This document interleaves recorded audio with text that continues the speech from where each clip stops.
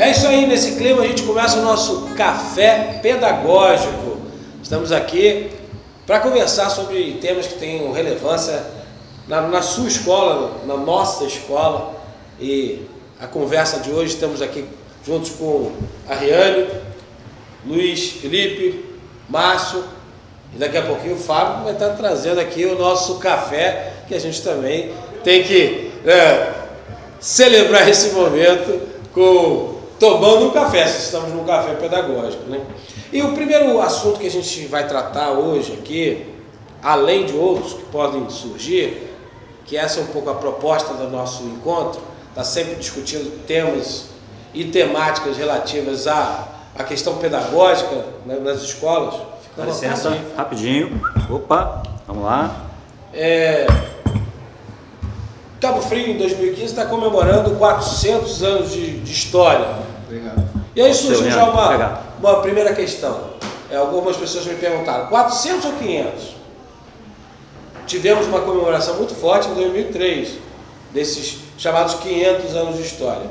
E aí, Luiz Felipe, me fala, 400 ou 500? Ou 512? É verdade. Bom, primeiro é um prazer a gente estar aqui nesse momento, nesse café pedagógico, para trocar um pouquinho dessas ideias sobre a cidade de Cabo Frio e tá trabalhando esses temas, né, nas nossas escolas. Bom, para mim não é nem 400 nem 500, né, porque se a gente for considerar a ocupação humana aqui na nossa região, a gente tem que voltar lá atrás, né, na questão dos sambaquianos, dos povos que já habitavam aqui, que viviam aqui, que já tinham relações com essa terra. E como uma convenção histórica que a gente tem, a gente começa a contar a nossa história a partir da chegada dos portugueses. Que eu costumo questionar muito, né? Descobrimento ou encobrimento, né? Que eles chegaram com a sua cultura, com a sua tradição, obviamente influenciando na nossa, nós somos fruto disso, mas tornando invisível a história passada, né? Aquilo que já tinha nessa terra. Então, é um debate muito bacana a gente discutir 400, 500 ou 6.000 anos, já que essa terra é muito antiga, mas de influência portuguesa, sim. E mais uma coisa interessante para a gente jogar aí nessa nosso primeiro encontro, né? Muita gente está falando em 400 anos de história, né? A gente já comemorou 2003, 500 anos de história. Não seriam 400 anos de fundação da cidade? Já que a cidade foi fundada, né, em 1615, então são coisas aí que a gente pode estar debatendo, discutindo com relação a Cabo Frio.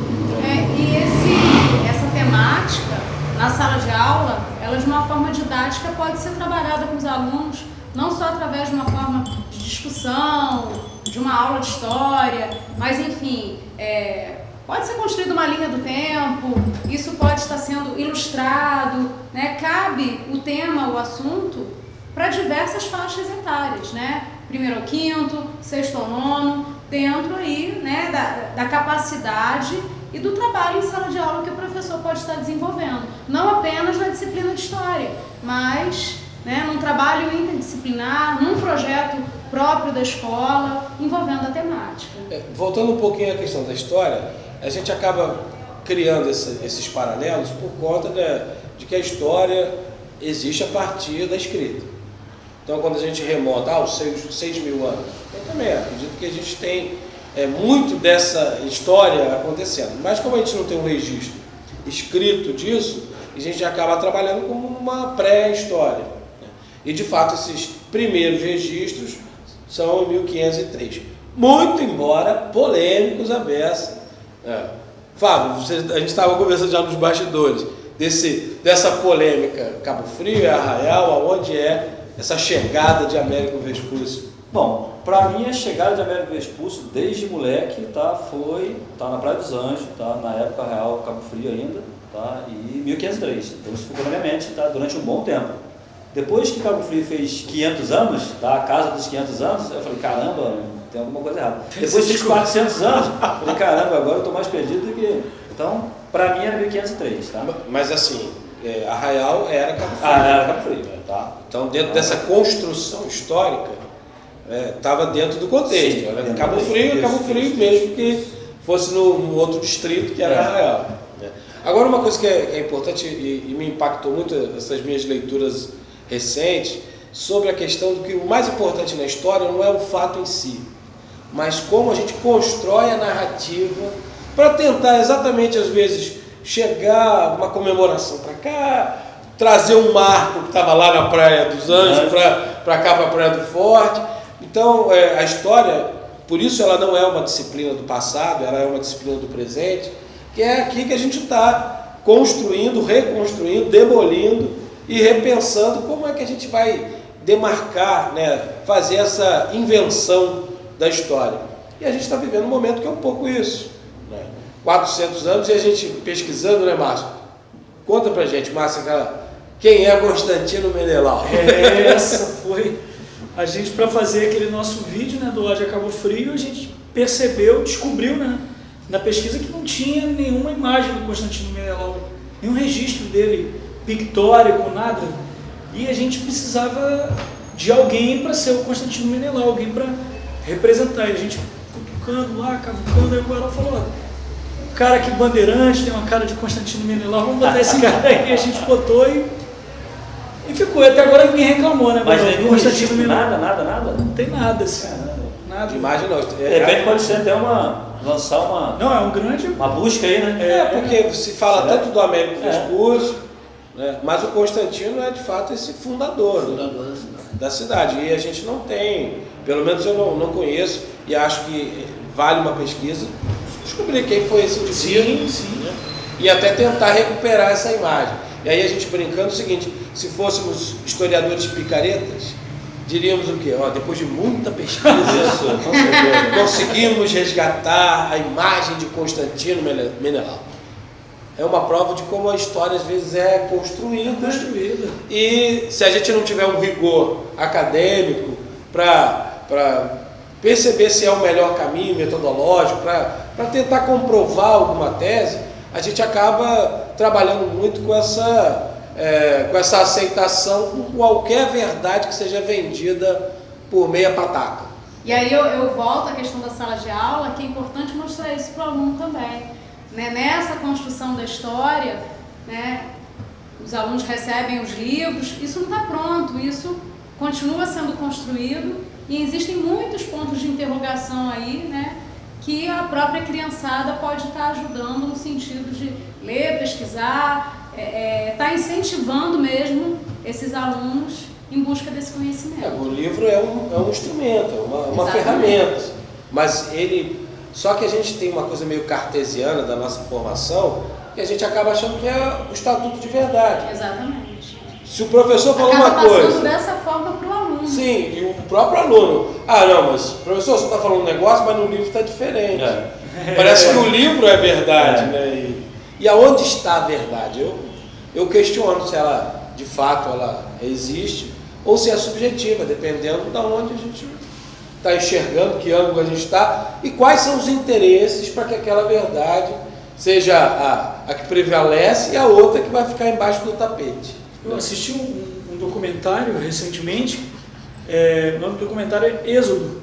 É até muito interessante porque ele toca numa questão muito delicada, que é religiosa também, além de histórica, em que o James Cameron, aquele cara que ganhou o Oscar com o Titanic, né, ele bancou um cineasta, pesquisador, um cara conhecedor da história judaica, e o cara foi atrás de provar que o êxodo realmente aconteceu, com provas assim científicas, né? Só que ele fez o que para que isso acontecesse? Ele deslocou aquele acontecimento na história para que ele coincidisse com uma erupção de um vulcão que poderia ter causado aquele fenômeno do mar ficar vermelho, do terremoto para poder o mar abrir, da morte dos primogênitos egípcios por intoxicação de enxofre. Então, uma série de coisas que ele fez com um simples deslocamento de tempo na história que coincidia com essa erupção do vulcão. Às vezes acontece isso, assim, e aí é uma picaretagem, digamos assim, entre aspas, acadêmica, quando você força, né, as fontes para que elas respondam aquilo que você colocou e não aquilo que elas transparecem. E isso acho que é uma coisa interessante. Assim. A fonte, ela não fala sozinha, é o acadêmico que vai dialogar com ela. E aí que esse diálogo tem que ser ético também, você não pode inventar o que a fonte não está dizendo, só para provar aquilo que você quer. Né? Isso mostra, aproveitando esse gancho aí, que realmente aquilo que você colocou no início, né? Que a história muitas vezes é vista como estudo do passado humano, e na verdade não é.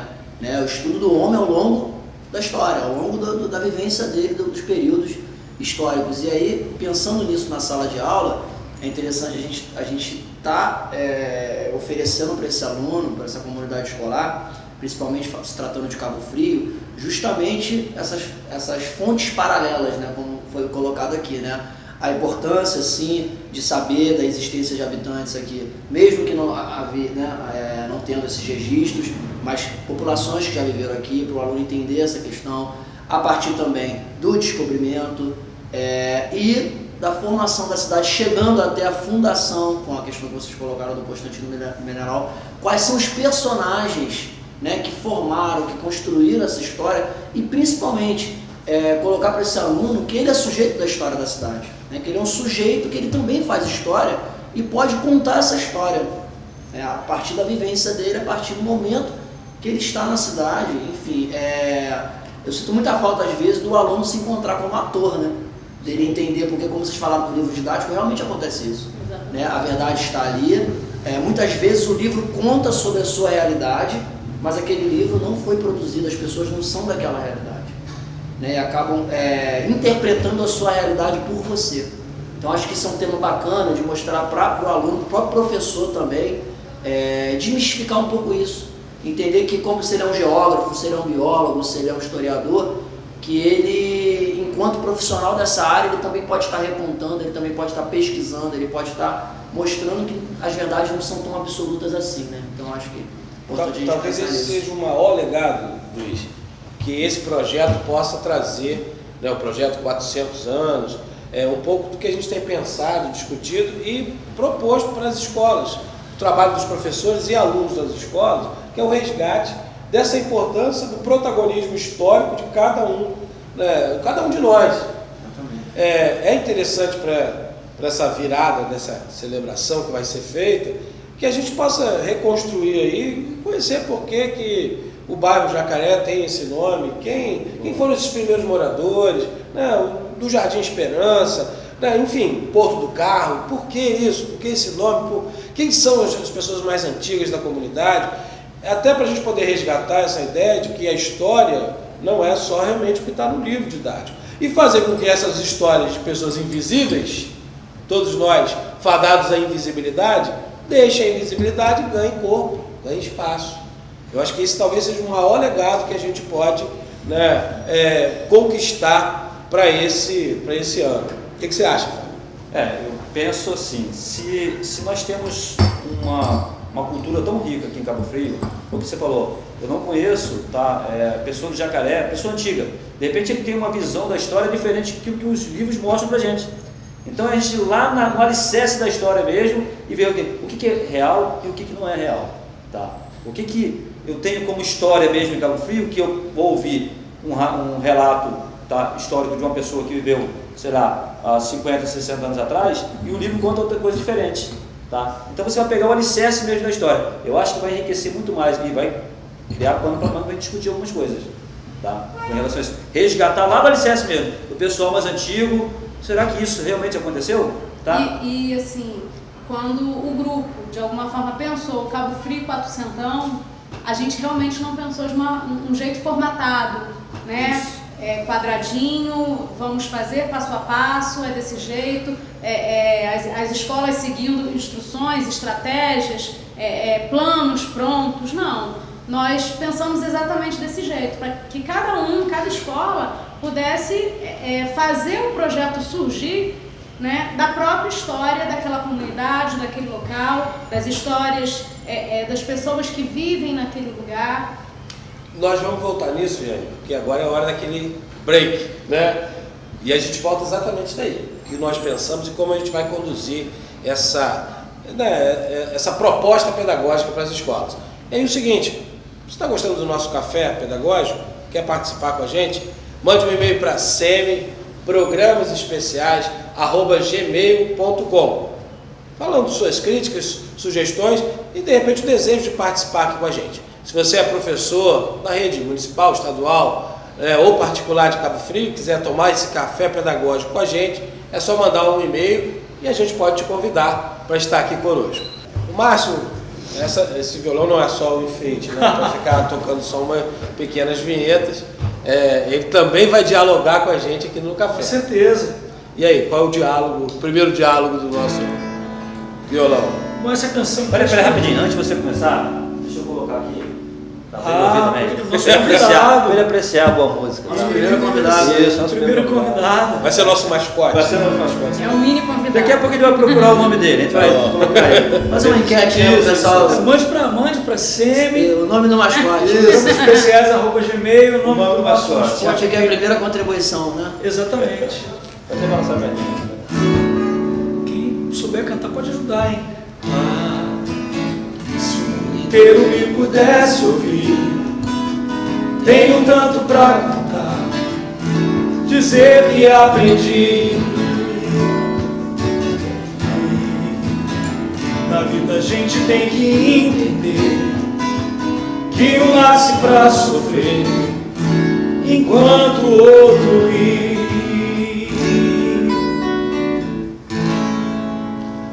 Forrou na lua. Mas como que é essa história dos dialetos lá de Arraial do Cabo? Vocês estavam vendo um aplicativo aí. Conta um pouco essa história. O aplicativo, Tem uma lista aqui de verbetes. Foi. Rapaz. Achei interessantíssimo isso, porque o Fábio é de Arraial, né? Sim. A cultura popular. O braço, né? De Cabo Frio. De Cabo Frio. E bom, o primeiro lugar que eu vim dar aula, na verdade, na região foi Arraial do Cabo. Então, tem uma identificação muito grande com o pessoal de lá.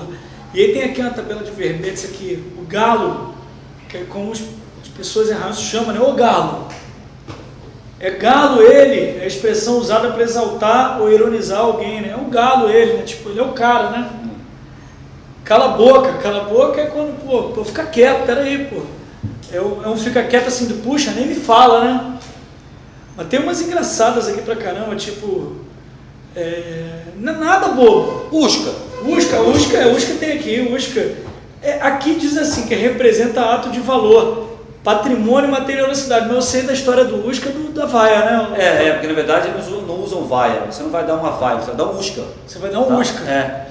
Sobretudo quando a gaivota vai lá e não pega peixe. A gaivota já era, fica aquela galera assim, sentada na pé da canoa ali, esperando. A gaivota não conseguiu, aí já era. Não é vaia, é um Usca. É um Usca. Não é vaia, é um Usca. Tem duas aqui que assim, eu acho, uma que é muito famosa, que a gente brinca pra caramba, né? Aqui no café de repente vai rolar, né? Vai chegar uma pessoa de Arraial, vai falar, me dá um café e me dá um pão. Aí a moça, quer o pão comer? Vai falar assim, com manteiga, lasca e breia. Lasca e breia, isso. Abre o pão e... Abre o pão e manda. E a outra é essa aqui, aí quando ele for cobrar, ele fala assim, é tanto, o cara vai falar, tô chocheso, eu tô sem dinheiro. E isso mostra, é interessante vocês colocando isso, a força que o lugar ainda tem, né?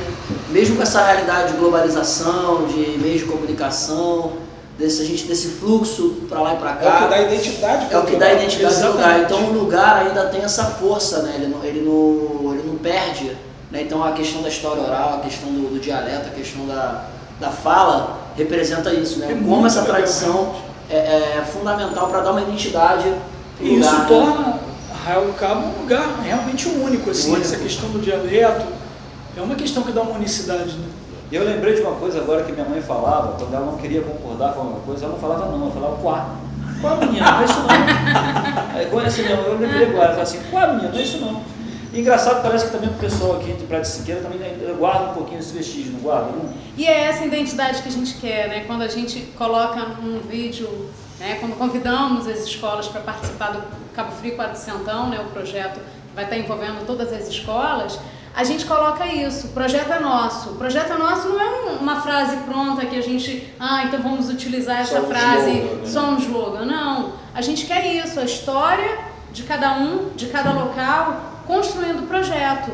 É esse resgate que vai dar identidade ao projeto, vivenciado por cada escola, por cada aluno, e essa vivência é diferenciada, né? A Secretaria de Educação não vai colocar o tema do projeto e tudo que vai ser desenvolvido no projeto como uma coisa única. Não podemos perceber nem colocar dessa forma. Até porque o recheio, né, e essa identidade cultural vai aparecer de cada uma dessas regiões. Daqui, do Jardim Esperança, do 2º Distrito, de todos os lugares de Cabo Frio que fazem parte de Cabo Frio, que é até uma questão polêmica, né, quando se fala, as pessoas do 2º Distrito reclamam muito, poxa, a gente se sente afastado, isolado, sem identidade. É uma questão histórica e geográfica, que precisa ser pensada, discutida e buscar essa aproximação, porque criou-se realmente uma geografia um pouco desigual. Uma identidade partida, né? Sim, porque não tem uma unidade territorial como você tem aqui no centro, expandindo até, né, o Jardim ou em relação ao Guarani, né, São Cristóvão, fazendo essa divisa depois lá com o Arraial, né, e aí ficou distante. É como se você tivesse, por muitas vezes você tinha que ir por São Pedro ou por Búzios para chegar a Cabo Frio novamente. A Cabo Frio. Então, a Estado da Integração permite um pouco pelo menos entender geograficamente que tem uma ligação, né? E também resgatar esse processo histórico do 2º Distrito, para que a gente entenda isso tudo como Cabo Frio. Uma unidade. É caminho que é nosso, mas que também tem que partir, né, dessa produção, dessa construção da história do 2º Distrito, para que a gente possa integrar todos eles nessa mesma história. Somos todos Cabo Frio. E essa história é muito bacana. Assim, se você achou que a gente estava aqui no deboche, não, pelo contrário, assim, se divertindo com algo que é a cara de um lugar. É fantástico. E isso é cultura, né? Isso é cultura viva, exatamente. Muito legal. Riane, mas continua aí, você é a nossa, né, orientadora, né, do projeto, enfim, pedagógico, né, nas escolas, e a importância desses 400 anos. Já tivemos algumas primeiras reuniões com supervisores, com inspetores, orientadores, em breve com diretores. E aí? As pessoas estão entendendo essa ideia do projeto, estão embarcando nessa viagem? A gente percebe que sim. O discurso, né, do supervisor que assistiu às nossas reuniões, dos outros técnicos, o retorno, né, que inicialmente começamos a receber, tem sido exatamente esse. Já começamos mais ou menos desse jeito, né, com a história do nosso lugar. Então, assim, e quem não começou, já começou com uma outra proposta, puxando para a questão da história mesmo em si, já percebeu que esse entorno do bairro, isso precisa ser contado, isso precisa ser resgatado. Então, assim, o nosso objetivo, a gente percebe que a gente está atingindo, nesse sentido, de não colocar como mérito maior a história propriamente dita do município, mas como uma colcha de retalhos, a gente ir construindo e a gente, na verdade, ir mostrando isso. Porque não é só na discussão, a gente sabe que na prática pedagógica, no sentido de as crianças fizeram entrevistas no bairro, uma turma fez um vídeo, toda essa construção ela precisa ter visibilidade e é isso que a gente quer promover nas escolas, né? Então, assim, essa presença nossa também, essa participação, quando a gente vai à escola, apreciar, quando somos convidados num sábado para estar junto, para perceber o que está acontecendo nas escolas, a gente consegue ver e entender que a escola vem atingindo isso. Digamos assim. Eu até uma coisa que é bacana, assim, eu particularmente trabalho, já tenho quase 20 anos de sala de aula e defendo muito, já fui muito debochado por alguns colegas por conta disso, na questão do prazer pedagógico. Eu não acredito que o trabalho do professor possa passar longe do prazer, da alegria, de fazer com que o processo de ensino-aprendizagem seja uma construção em parceria, o aluno seja protagonista desse processo.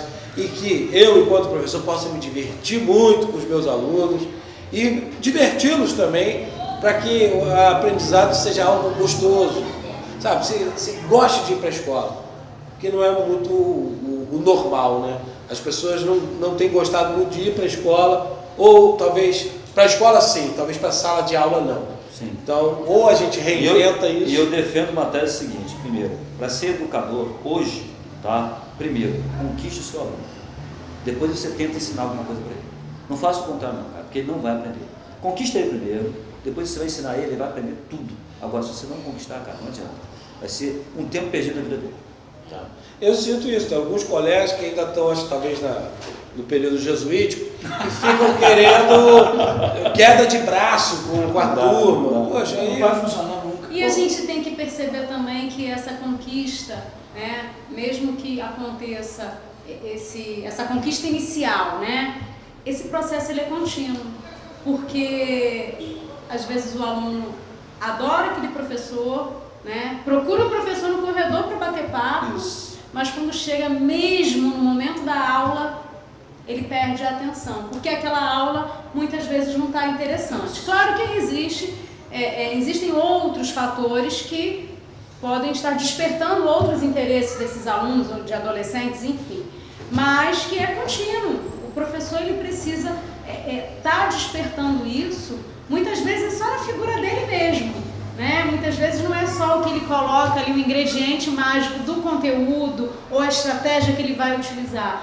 mas às vezes é a forma como ele faz, o jeito como ele conduz aquela aula, ou mesmo as próprias estratégias que ele escolhe, que vai estar proporcionando esse incentivo, essa vontade de estar ali ouvindo, assistindo a aula, construindo esse conteúdo com a turma.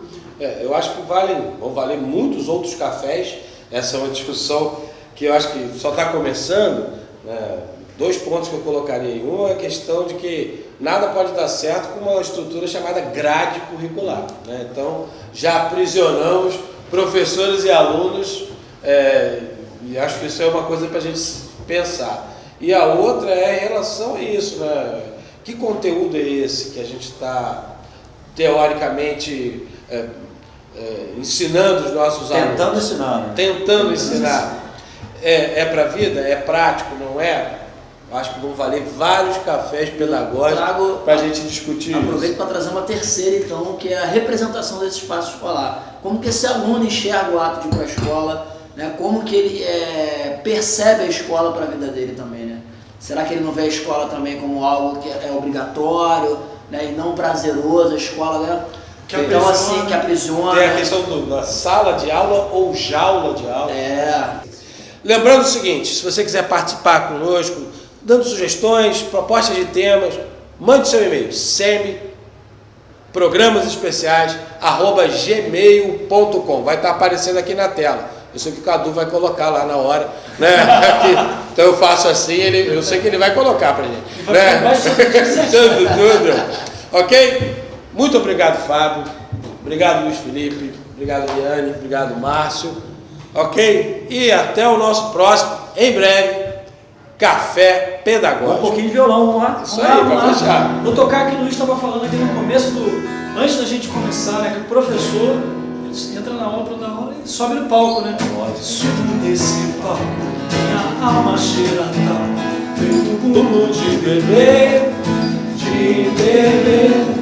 minha aura é clara, só quem é clarividente pode ver, trago minha guarda, só quem sabe onde é a lua, saberá lhe dar valor, vale quanto pesa, a quem preza o louco.